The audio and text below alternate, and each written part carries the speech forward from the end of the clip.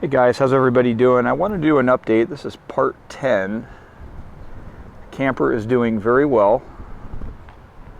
Had it on the truck now for, I think, a month and a half, 2 months. And it's held up really well. We're going to talk about the interior, mostly. That's what I've been working on, but I did want to give you guys a little look on the outside.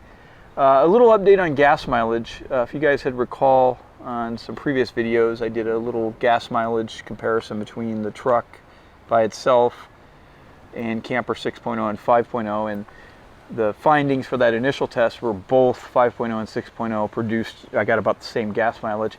I'm actually going to revise that now that I've had this camper on the truck for a while and been driving it around. I'm actually finding that I am getting a little bit better gas mileage with 6.0, particularly when I'm on the freeway. If I'm doing a lot of stop and go city style driving, the gas mileage is very similar to that of what 5.0 was, but when I get out on the open highway and drive pretty long distances, I am getting better gas mileage with 6.0, the one you see here. I will be going on some trips here. I'll be heading to the RTR in January, or at least that's my plan. So I'll get a little bit of freeway driving and I'll see what best gas mileage I can get. So let's go ahead and move on inside. I do want to show you, I forgot it, I apologize I didn't give you guys an update, but I did decide to put Sasquatch there on the AC cover. So we'll move on inside. Progress I've made since my last update video, which was about a month ago, has been mostly working on the interior. And I will tell you guys this right now, I think this is absolutely cozy and very comfortable in here. I'm very pleased with how this has turned out. Let me just give you without me running my mouth here, let me just give you guys a quick view in here.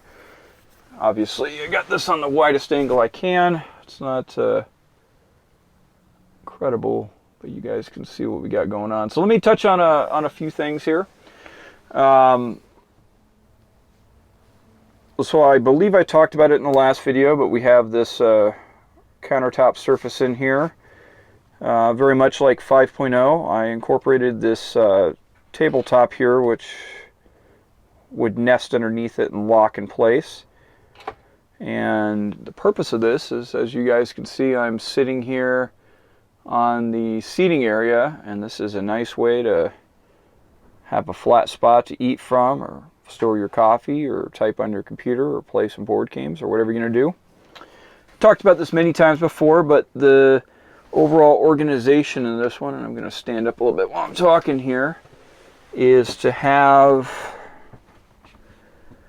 kind of a dual purpose couch bed area here.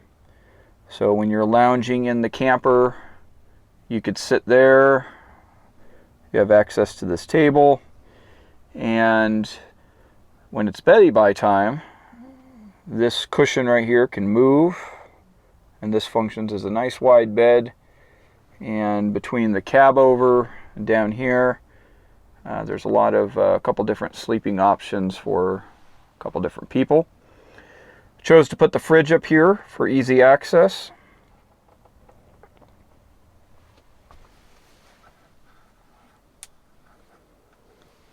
Down there is 3 of those Reliance 7-gallon storage water containers, and that's all plumbed down here to my sink, which drains out the side. I use one of those USB pumps, which I actually really like. Obviously the tubing is all concealed. Down here is the heart of the electrical system, so I've got my switch panel, I've got the battery, solar charge controller, inverter, a couple breakers, fuse box, all associated wiring. I'll talk to you guys a little bit later in another video of how I organized that. I was pretty pleased with how that turned out. All of these walls, this is all sheathed. This is real wood. Over here, this is the central cabinet around the AC unit, and then down below here is some storage. So down there is the storage. I use this breakaway door concept here.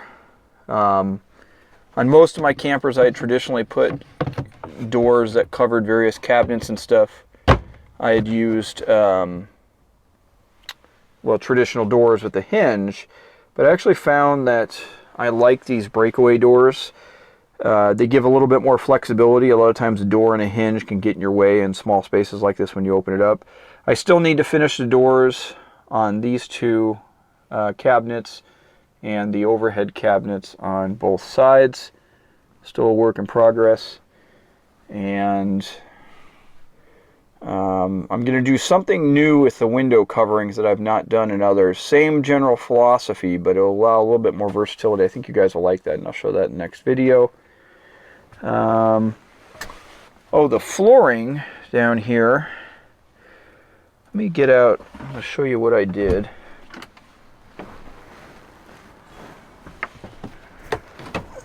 But this whole floor actually sits in a shallow basin that's all waterproof.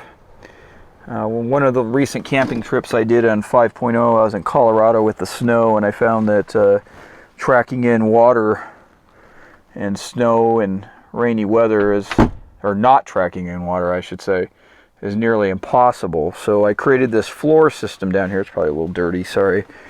That's completely waterproof, and it's about a 3/4 of an inch basin. So, you know, obviously you don't want to get it wet, but if I come in and track a little water, I'm not worried about it wrecking anything.